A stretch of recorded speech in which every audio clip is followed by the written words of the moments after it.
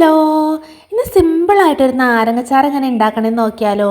ആദ്യം തന്നെ നാരങ്ങ കഴുകി വൃത്തിയാക്കി 5 മിനിറ്റ് സ്റ്റീം ചെയ്തെടുക്കണം. നമ്മൾ ഇഡ്ഡലിയൊക്കെ ഉണ്ടാക്കുന്ന പാത്രമില്ലേ, അതിൽ സ്റ്റീം ചെയ്തെടുത്താൽ മതി. ചൂടാറിയതിന് ശേഷം ഇതുപോലെ ചെറിയ പീസാക്കി കട്ട് ചെയ്തെടുക്കണം.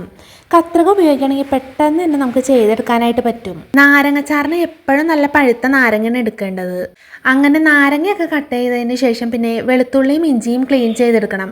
ഒരു 2 വെളുത്തുള്ളിയും ഒരു കഷ്ണം ഇഞ്ചിയും ഒരു 6-7 പച്ചമുളകാണ് ഞാൻ ഇതിന് വേണ്ടി എടുത്തേക്കുന്നത്. ഇത് മൂന്നും ചെറിയ ജാറിലിട്ടൊന്ന് ക്രഷ് ചെയ്തെടുക്കണം. ഒരുപാട് അരഞ്ഞൊന്നും പോകരുത്. ഇങ്ങനെ ക്രഷ് ചെയ്തെടുക്കുമ്പോൾ അച്ചാറിൻ്റെ ഒരു പ്രത്യേക ടേസ്റ്റാണ്. ഞാൻ ഈ അച്ചാർ ഉണ്ടാക്കാൻ പോകുന്നത് ഒരു ചീനച്ചട്ടിയിലാണ്. എൻ്റെ ഫേവറേറ്റ് ചീനച്ചട്ടിയാണ്. നല്ലെണ്ണയാണ് ഈ അച്ചാറിന് വേണ്ടി ഉപയോഗിക്കുന്നത്. ചട്ടി നന്നായിട്ട് ചൂടായതിനു ശേഷം കടുകിട്ട് പൊട്ടിച്ചെടുക്കണം. ഇതിലേക്ക് നമ്മൾ ക്രഷ് ചെയ്ത് വെച്ചിരുന്ന പച്ചമുളകും ഇഞ്ചിയും വെളുത്തുള്ളിയും വേപ്പിലയും ചേർത്തൊന്ന് വഴറ്റിയെടുക്കണം. ഒരുപാട് മൂത്തൊന്നും പോകണ്ട, അതിൻ്റെ പച്ചമണമൊക്കെ മാറണ വരെ ഒന്ന് വഴറ്റിയെടുത്താൽ മാത്രം മതി. മീനും ഇറച്ചിയൊക്കെ അച്ചാറുണ്ടാക്കൂലേ, അതിന് വേണ്ടിയാണ് നമ്മൾ ഗോൾഡൻ കളർ വരെയൊക്കെ വറുത്തെടുക്കുന്നത്. പക്ഷേ ഈ അച്ചാറിന് അതിൻ്റെ ആവശ്യമില്ല, ഒന്ന് വഴഞ്ഞ് വന്നാൽ മതി. ഈ വഴഞ്ഞ് വന്നതിലേക്ക് നമ്മൾ അരിഞ്ഞു വെച്ചിരിക്കുന്ന നാരങ്ങയും ആവശ്യത്തിന് ഉപ്പും ചേർത്തൊന്ന് നന്നായിട്ട് മിക്സ് ചെയ്തെടുക്കണം. ഈ അച്ചാറിന് എന്താ മുളക് പൊടിയൊന്നും ചേർക്കണമെന്ന് വിചാരിക്കണ്ട, പുറകെ വന്നുണ്ട്. ഈ വെളുത്തുള്ളിയിൽ ഇഞ്ചിയിലൊക്കെ കിടന്ന് ഈ നാരങ്ങ ഒന്ന് മിക്സ് ആവട്ടെ. ഇതിന് വേണ്ടി ഞാൻ 3 സ്പൂൺ കാശ്മീരി മുളക് പൊടിയാണ് എടുത്തേക്കുന്നത്. എരിവിന് ആവശ്യത്തിന് പച്ചമുളക് ചേർത്തേക്കണോണ്ട് പിന്നെ എരിവുള്ള മുളക് പൊടി വേറെ ചേർക്കണില്ല.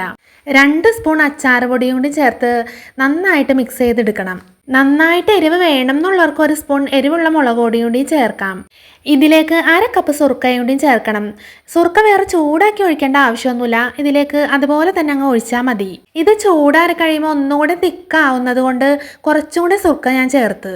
നന്നായിട്ടൊന്ന് തിള വന്നതിന് ശേഷം നമുക്ക് തീ ഓഫ് ചെയ്യാം. ഈ അച്ചാർ ഉണ്ടാക്കി കഴിഞ്ഞപ്പോഴേക്കും എൻ്റെ അടുക്കള മൊത്തം നല്ലൊരു സ്മെല്ലാണ് അച്ചാറിൻ്റെ. ഈ അച്ചാർ എത്ര നാൾ വേണമെങ്കിലും കേടാവാതിരുന്നോളും. നന്നായിട്ട് ചൂടാറിയതിന് ശേഷം എയർ ടൈറ്റ് ആയിട്ടുള്ള ഒരു കണ്ടെയ്നറിൽ സ്റ്റോർ ചെയ്ത് വെക്കണം. ഇപ്പോൾ വീട്ടിൽ കുട്ടികളൊക്കെ ഉണ്ടെങ്കിൽ അച്ചാറൊക്കെ എടുത്തു കഴിഞ്ഞാൽ ടൈറ്റായിട്ട് മൂടി വെക്കൊന്നുമില്ലല്ലോ, അവർ ചെറുതായിട്ടല്ലേ മൂടുള്ളൂ. അങ്ങനെയൊക്കെ ആകുമ്പോഴാണ് പെട്ടെന്ന് കേടായി പോണത്. നമ്മളെപ്പോഴും എടുത്തു കഴിഞ്ഞതിന് ശേഷം മൂടി നന്നായിട്ട് ടൈറ്റ് ചെയ്തൊക്കെ വയ്ക്കുകയാണെങ്കിൽ ഒരുപാട് നാൾ കേടാവാതിരുന്നോളും. ഈ അച്ചാറിൻ്റെ സ്മെല്ല് അങ്ങോട്ട് സഹിക്കാൻ പറ്റണില്ല. വീട്ടിലാണെങ്കിൽ മീൻകറിയും ഉണ്ടായി. ഈ മീൻകറിയും കുറച്ച് ചോറും ആ അച്ചാറിൻ്റെ ഗ്രേവിയും കൂട്ടി ഒന്ന് കഴിച്ചു നോക്കാമെന്ന് വിചാരിച്ചു. ഭയങ്കര ടേസ്റ്റായിരുന്നു കഴിക്കാനായിട്ട്. എല്ലാവരും ട്രൈ ചെയ്ത് നോക്കിയിട്ട് അഭിപ്രായങ്ങൾ പറയണം.